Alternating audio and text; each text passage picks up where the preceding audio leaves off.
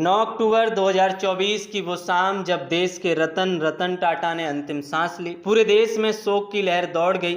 रतन टाटा इस देश के बहुत बड़े कारोबारी थे। घर की रसोई से लेकर आसमान की एयर इंडिया तक हर जगह रतन टाटा हैं। रतन टाटा कोई बिजनेसमैन नहीं बल्कि हर भारतीय की दिनचर्या में है। सुबह की चाय की शुरुआत से लेकर और रात सोने तक हम अपने जीवन में टाटा ग्रुप की चीज़ों का इस्तेमाल करते हैं। टाटा के जाने से देश को एक बहुत बड़ी क्षति हुई है।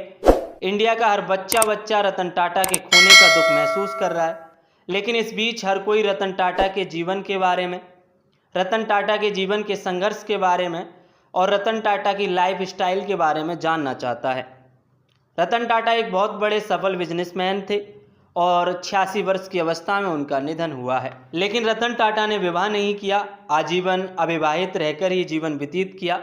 लेकिन इतने बड़े बिजनेसमैन की ऐसी आखिर क्या मजबूरी थी कि उन्होंने कभी शादी नहीं की?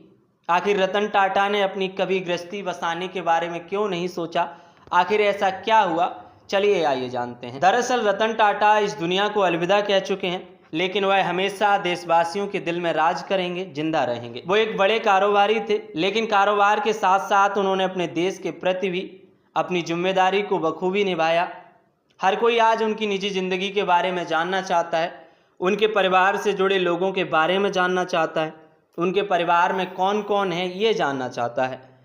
रतन टाटा ने कभी शादी नहीं की, जीवन भर देश की सेवा करते रहे, बिना सिर्फ भारत के लोगों के लिए बल्कि पूरी दुनिया भर के लोगों के लिए एक मिसाल से कम नहीं है। उन्होंने टाटा ग्रुप को अपनी सूझबूझ से बुलंदियों पर पहुंचाया और आज भी टाटा ग्रुप भारत की सबसे ज़्यादा कंपनियों वाला ग्रुप है। आज टाटा ग्रुप इतना बड़ा है कि ये नमक से लेकर जहाज तक सब कुछ बनाता है। रतन टाटा ने अपने जीवन में कई उपलब्धियां हासिल की। उन्हें पद्म भूषण और पद्म विभूषण से भी सम्मानित किया गया है।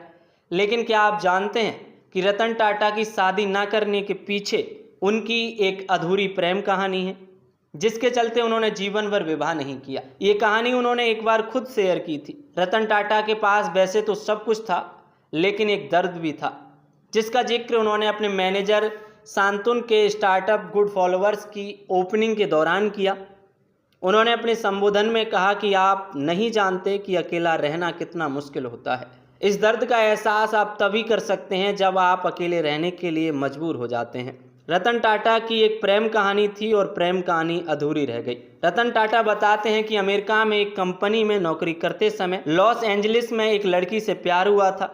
सब कुछ ठीक ठाक ही चल रहा था और रतन टाटा उस लड़की से शादी भी करना चाहते थे। लेकिन अचानक रतन टाटा को भारत वापस आना पड़ा, अपनी दादी की तबीयत खराब होने की वजह से। रतन टाटा अपनी दादी से बहुत ज़्यादा प्यार करते थे, क्योंकि उनका पालन पोषण भी उनकी दादी ने ही किया था। रतन टाटा को लगा था कि जिस लड़की से वो प्यार करते हैं वो उनके लिए शादी करके उनके साथ भारत आ जाएगी।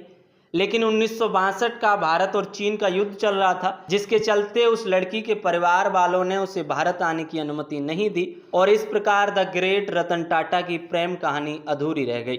ऐसा बताया जाता है कि इस रिश्ते के टूटने के बाद से रतन टाटा ने कभी शादी नहीं करने की सोची और आजीवन टाटा ग्रुप और भारत देश की सेवा करते रहे।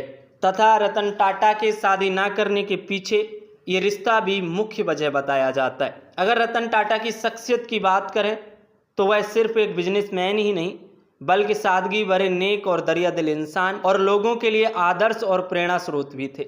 इसके अलावा रतन टाटा संकट के समय, किसी भी आपदा के समय मदद के लिए हमेशा तैयार रहते थे, फिर चाहे वह मुंबई का 26/11 का अटैक हो या कोरोना जैसी महामारी।